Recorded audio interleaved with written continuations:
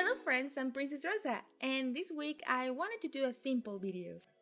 And I thought about making a commission horror stories video, but then I thought that idea would be better suited for Halloween time instead. And while I was at the dentist, I was trying to think of video ideas to distract myself from all the pain and torture that involves going to the dentist. And suddenly I was like, I have an amazing idea for a video. And my dentist was like, that's good, now shut up and let me work. What I'm doing today is that I am going to try to take one sketch and color it in 4 different styles, which I thought it was simple at the time, and then it turned out not to be that simple. You see, I started working on this video as soon as I left the dentist office.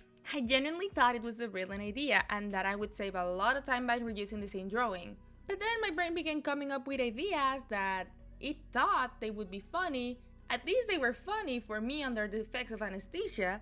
But at the end, those ideas just made my work more complicated. And you'll see in a minute. So, today I'm gonna be drawing Yae Miko from Genshin Impact. Why, you ask? Well, I don't really know. It was the first thing that I began drawing when I left the dentist office.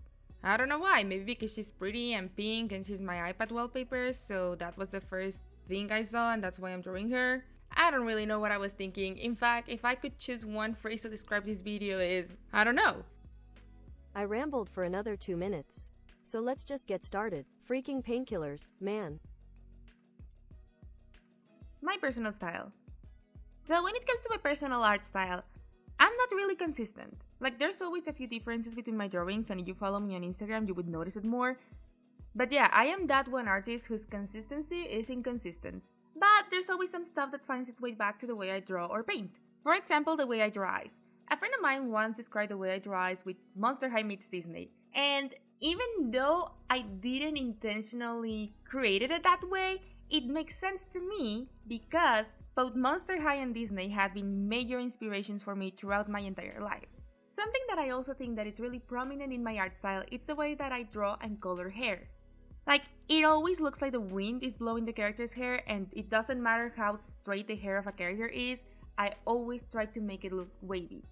Also, the way that I color hair, like if I could take one thing to describe how my art style is, I would use hair as an example.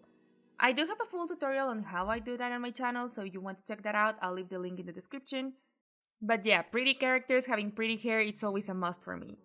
Something that I always try to back away from, but I always come back to is thick line art. I read somewhere that the key to a good drawing is thin lines, and I don't personally believe that to be true. Like, don't get me wrong, there's people whose art looks amazing with thin lines and with just a sketch, but personally, I like the way thick line art looks. I believe that strong defined lines and shapes can help a drawing pop out even more. And I tend to use a lot of line weight in my art, which is basically different sizes of the same brush to add depth to your drawing. Actually, if you would like a tutorial on how I do my line art, please let me know in the comments. That's something that interests me, but I don't know if it will interest you. Now, when it comes to shading and highlights, here's the thing. Unless I'm doing like a full illustration and I have an actual light source, when it comes to character art, I just mess around until something looks good. So yeah, this is me calling myself out for not knowing what I'm doing. I do what most people do when it comes to shadows, where I put another layer on top of my drawing in Multiply and I just pick a color. In this case, I think I chose pink, and just go over everything so all of the shadows look consistent with one another. And that's what I do, and I do the same for highlights. And what I do for highlights is that I take the contrasting color from the color wheel to create a highlight. So in this case, if I'm shading with pink, I'm gonna highlight with green. And I put my highlights in another layer in the mode of add. And yeah, that's the only clear thing from my process. Oh! And the fact that I always tell myself that I'm just gonna stick to cell shading, and I never do, and I go overboard with everything, including textures, and yeah, this is how my drawings turn out looking the way they do. Surprisingly, I thought this one would be really quick to do, and it wasn't. It took me longer than usual, and I don't know if that's because Genshin characters overall have a lot of details to them, or because my meds were slowing me down. I don't know, painkillers are funny. But anyways, here she is. Lineless. I don't know why I choose Lineless if I don't like it. Like, don't get me wrong, I do like the style. There are some artists that I follow that do beautiful lineless art. I just don't like how it looks mixed with my art style, if that makes sense.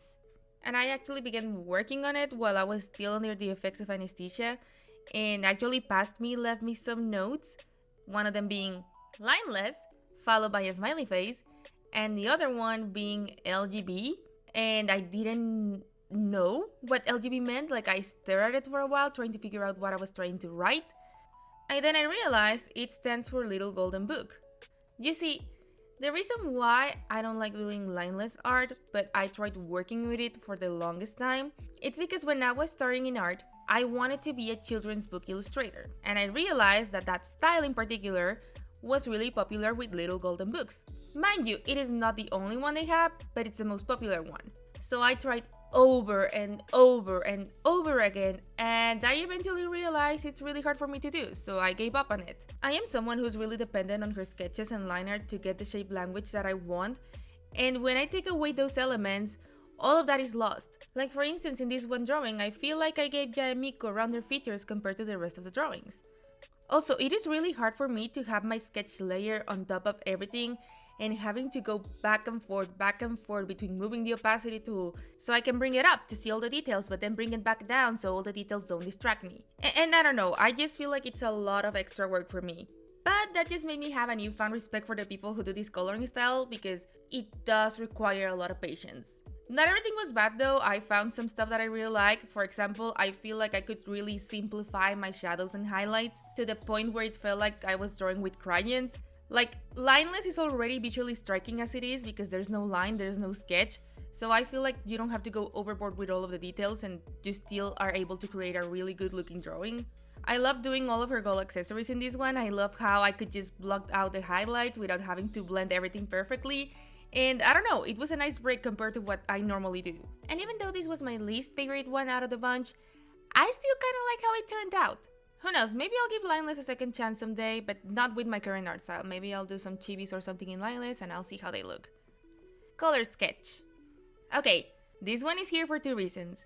Number one, I needed a break from the torture that was doing Lineless, and number two, I've been wanting to offer color sketches in my commissions for the longest time, but I never had a way of doing it, like a defined way. Like, my coloring will always look too polished and I wouldn't like how it looks with my sketches because my sketches are messy. Or it would look like I was trying too hard to simplify it, and yeah, I never liked them. I struggle with perfectionism a lot. I'm working on it. So I thought this challenge was a great opportunity to try it. I allowed myself to experiment a little bit with the Procreate brushes until I found something that it worked for me.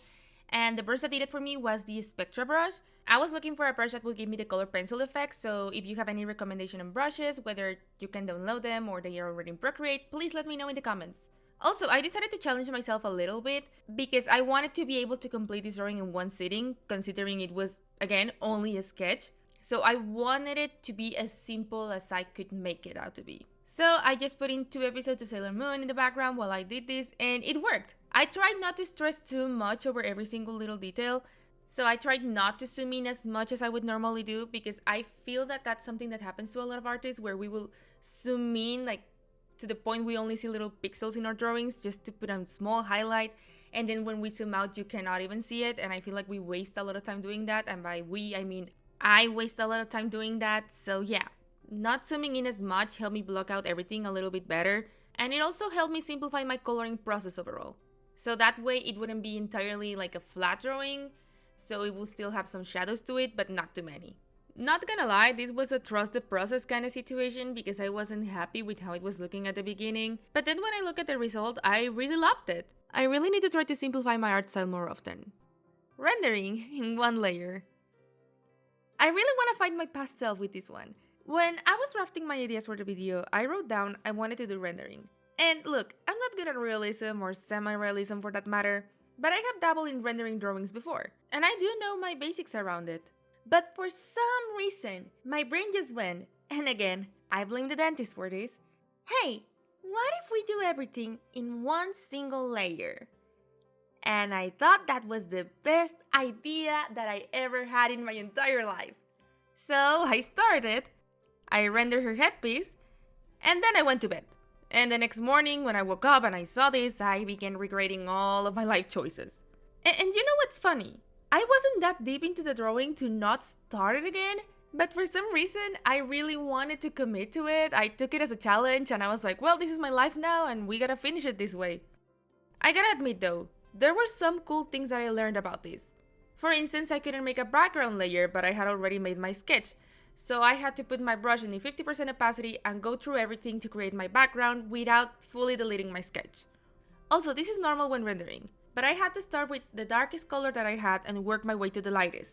And I'm not going to lie, using this technique, the hair turned out so good. Like, it looks like it has a lot of volume, and I love how that looks.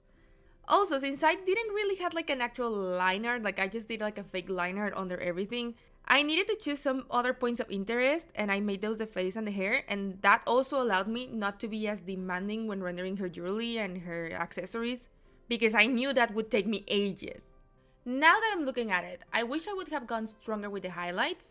I was originally afraid to create really strong ones, because I was scared that if I only had one layer, it would wash everything out, so I didn't go as hard as I could, but I still like how it looks.